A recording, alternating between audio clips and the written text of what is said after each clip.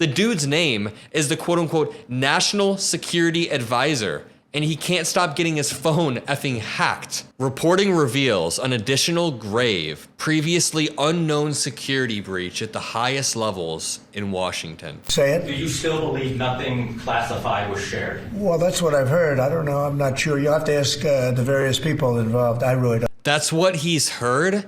This is the President of the United States, the Commander-in-Chief, who is solely responsible for authorizing military force, for ordering troops into danger, for safeguarding our national secrets, claiming ignorance, total ignorance over whether his top advisors leaked operational war plans in a group chat, not some encrypted government channel or some secret meeting or briefing room. It was Signal, a consumer messaging app that anyone can download off the App Store, but it gets worse. Now, I think a lot of people overuse the word bombshell, but there was just another bombshell that dropped with this overarching story. And we had to learn it from an international news source that learned that private data and passwords of senior US security officials were found online. Now, there are a lot of scary implications that come with this, and I'll break it all down.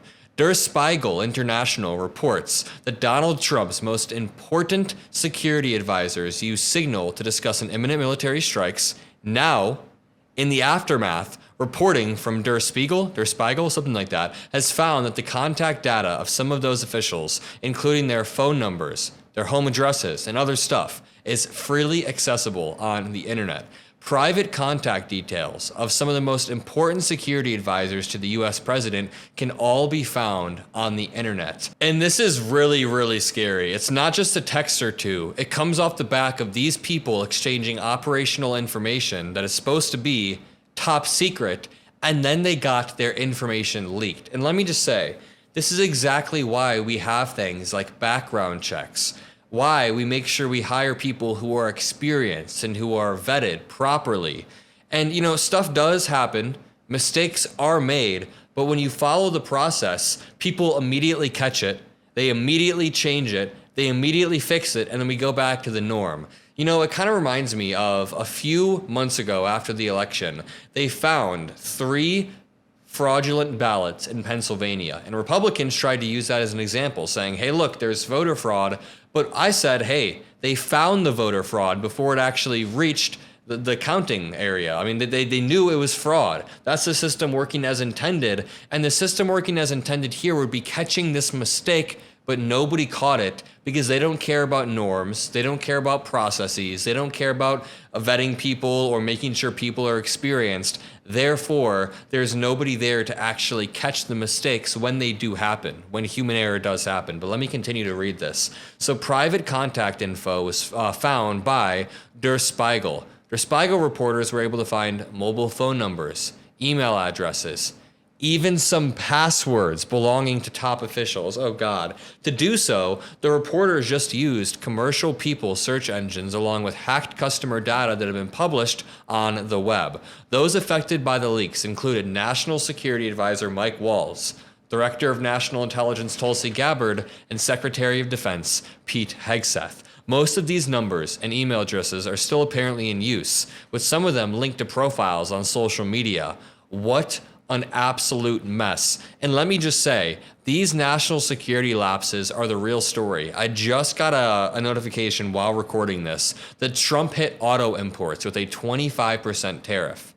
That, while yes, is going to be terrible for the economy, I think right now is Trump's desperate attempt at a distraction. Now, we'll cover this when we get to it. I'll make a video later tonight. I'll post a video tomorrow in the morning. But right now, they're completely hurting our national security. I mean, the dude's name is the quote-unquote national security advisor, and he can't stop getting his phone effing hacked. And I just want to show you really quickly. Please check out how Jesse Waters is currently spinning this on Fox News. And by the way, make sure you scroll down and drop a like on this video. Let's see if we can hit 10,000 likes. Check this out. Well, this is like Trump throws 20 touchdowns in a row and he finally throws a pick 6. And that's what everybody wants to talk about. And the only way you get people to stop talking about it is you throw another touchdown. Now, I don't know what that's going to look like, but he's got to throw another touchdown. You want to know what Trump's touchdown today was? What Trump's touchdown move was? 25% tariffs on the auto industry in his new trade war. A 25% tariff on all auto imports, which only expands the trade war and will further hurt the market. Again, I'll cover this in another video, but what touchdowns has Trump scored thus far? He's deported people without due process. If a touchdown equals expanding executive authority and hurting our norms, sure. Yeah, then he's the best quarterback ever. He's got to throw it fast. No one outside of D.C. and in the news business really cares about this story. There's no video, there's no sex, there's no fraud. No one even knows what a Houthi is. People know who bin Laden is. People know what ISIS is. No one knows what a Houthi is. Houthis are not the central part of the story, Jesse Waters, and he knows that. He's being disingenuous. People don't know what Houthis are, but people do know what Signal is. And people do know what, picking someone who is inexperienced is, and they can see that with Pete Hegseth. Let's continue. Most of these numbers and email addresses are still in use. They were used to create Dropbox accounts and profiles and apps that track running data. There are also WhatsApp profiles for their respective phone numbers and even Signal accounts in some cases. As such, the reporting has revealed an additional grave, previously unknown security breach at the highest levels in Washington. Hostile intelligence services could use this publicly available data to hack the communications of those affected by installing spyware on their devices. It is thus conceivable that foreign agents were privy to the Signal group chat in which Gabbard, Waltz, Hegseth, and etc. discussed a military strike. It remains unclear, however, whether this extremely problematic chat was conducted using Signal accounts linked to the private telephone numbers of the officials involved. And let me just reiterate, they had their passwords. The passwords of our national security director and our DNI and everybody else were hacked. That is not okay, especially off the back of this new scandal. Tulsi Gabbard declined to comment. Der Spiegel reporting has demonstrated, though, that privately used and publicly accessible telephone numbers belonging to her and Waltz are in fact linked to Signal accounts. Let me just reiterate, the fact that a foreign nation, thankfully it was an ally, figured this out is wild. What about countries that are actively trying to figure this out and that wouldn't tell us? I bet you Iran or other countries figure this out and know this. And our national security advisors, again, don't have the mechanisms in place to fix things. What is it called? A fail-safe? When you have mechanisms in place to fix something right when it happens. And usually we have that within our governments. I guess the quote-unquote bureaucracy that everybody like Elon Musk is trying to take down is actually maybe a little bit helpful when it comes to catching national security breaches before they happen, The U.S. news magazine The Atlantic revealed on Monday that Gabbard, Waltz, and Hegseth, along with CIA Director John Ratcliffe, discussed an imminent military strike in a Signal chat. The information was highly confidential, but Trump, I guess, doesn't think so, or he doesn't know. He doesn't know, which is scarier. Do you still believe nothing classified was shared? Well, that's what I've heard. I don't know. That's what he's heard. It's absolutely terrifying. But going back to this main story, the White House confirmed the scandal. Pete Hegseth is an absolute screw-up. But since then, there have been numerous additional leaks.